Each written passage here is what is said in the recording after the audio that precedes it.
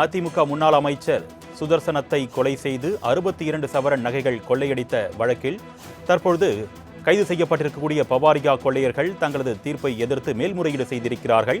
ஆயுள் தண்டனை விதித்து சென்னை அமர்வு நீதிமன்றம் பிறப்பித்த தீர்ப்பை எதிர்த்து தற்பொழுது பவாரியா கொள்ளையர்கள் மேல்முறையீடு செய்திருக்கிறார்கள். அது தொடர்பான அண்மை செய்தியை நாம் பார்த்துக் கொண்டிருக்கிறோம். இது குறித்த கூடுதல் விவரங்களை செய்தியாளர் கிருஷ்ணமூர்த்தி வழங்க நாம் கேட்கலாம். வணக்கம் கிருஷ்ணமூர்த்தி, கூடுதல் விவரங்கள்.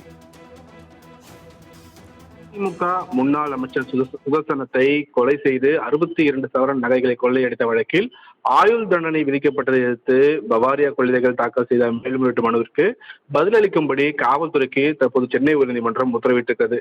திருவள்ளூர் மாவட்டம் கும்மிடிப்பூண்டி அதிமுக எம்எல்ஏவாகவும் பிற்படுத்தப்பட்டோர் நலத்துறை அமைச்சராகவும் இருந்தவர் சுதர்சனம் கடந்த 2005ஆம் ஆண்டு ஜனவரி 9ஆம் தேதி அதிகாலை 2:45 மணிக்கு பெரியபாளையம் அருகே தானாகுளத்தில் உள்ள அவரது வீட்டின் கதவை உடைத்து புகுந்த 5 பேர் கொண்ட கும்பல் சுதர்சனத்தை துப்பாக்கியால் சுட்டுக் கொன்றுவிட்டு அவரது மனைவி மற்றும் மகன்களை தாக்கி 62 சவரன் தங்க நகைகளை கொள்ளையடிச் சென்றார்கள். இந்த வழக்கில் ஹரியானா, ராஜஸ்தான் மாநிலத்தைச் சேர்ந்த பவாரியா கொள்ளையர்கள் கைது செய்யப்பட்டார்கள்.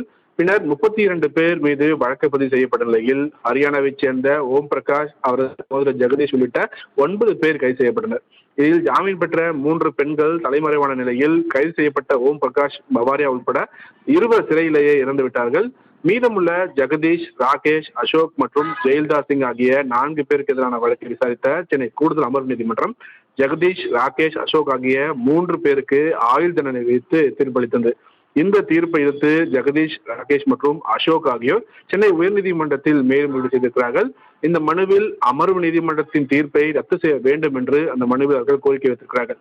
இந்த மேல்முறையீட்டு மனுவானது விடுமுறை கால அமர்வான நீதிபதிகள் எஸ்.எம். சுப்பிரமணியம் மற்றும் நீதிபதி பி. தனபால் அடங்கிய அமர்வு முன்பாக இன்று விசாரணையாக வந்தது.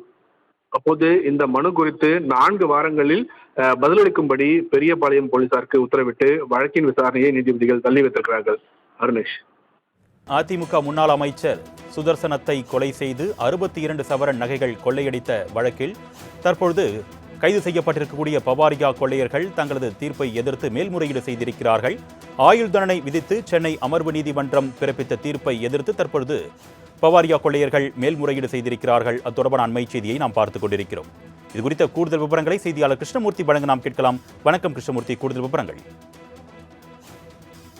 திமுக முன்னாள் அமைச்சர் சுதர்சனத்தை கொலை செய்து 62 சவரன் நகைகளை கொள்ளையடித்த வழக்கில் ஆயுள் தண்டனை விதிக்கப்பட்டதை எதிர்த்து பவாரியா கொள்ளையர்கள் தாக்கல் செய்த மேல்முறையீட்டு மனுவிற்கு பதிலளிக்கும்படி காவல்துறைக்கு தற்போது சென்னை உயர்நீதிமன்றம் உத்தரவிட்டிருக்கிறது.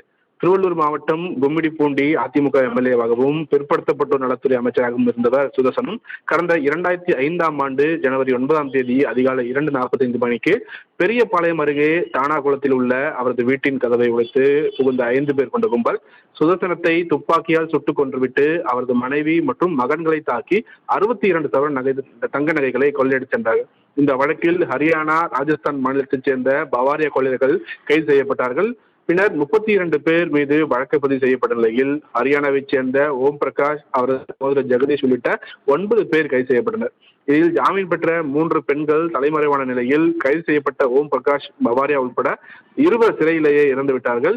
மீதமுள்ள ஜெகதீஷ், ராகேஷ், அசோக் மற்றும் ஜெயல்தா சிங் ஆகிய 4 பேருக்கு எதிரான வழக்கை விசாரித்த சென்னை கூடுதல் அமர்வு நீதிமன்றம் ஜெகதீஷ், ராகேஷ், அசோக் ஆகிய 3 பேருக்கு ஆயுள் தண்டனை விதித்து தீர்ப்பளித்தது. இந்த தீர்ப்பை எதிர்த்து ஜெகதீஷ், ராகேஷ் மற்றும் அசோக் ஆகியோர் சென்னை உயர்நீதிமன்றத்தில் மேல்முறையீடு செய்திருக்கிறார்கள். இந்த மனுவில் அமர்வு நீதிமன்றத்தின் தீர்ப்பை ரத்து செய்ய வேண்டும் என்று அந்த மனுவில் அவர்கள் கோரிக்கை வைத்திருக்கிறார்கள். இந்த மேல்முறையீட்டு மனுவானது விடுமுறை கால அமர்வான நீதிபதிகள் எஸ்.எம். சுப்பிரமணியம் மற்றும் நீதிபதி பி. தனபால் அடங்கிய அமர்வு முன்பாக இன்று விசாரணையாக வந்தது. அப்போது இந்த மனு குறித்து 4 வாரங்களில் பதிலளிக்கும்படி பெரியபாளையம் போலீசாருக்கு உத்தரவிட்டு வழக்கின் விசாரணையை நீதிபதிகள் தள்ளி வைத்திருக்கிறார்கள். அருணேஷ். கூடுதல் விவரங்களுக்கு நன்றி கிருஷ்ணமூர்த்தி.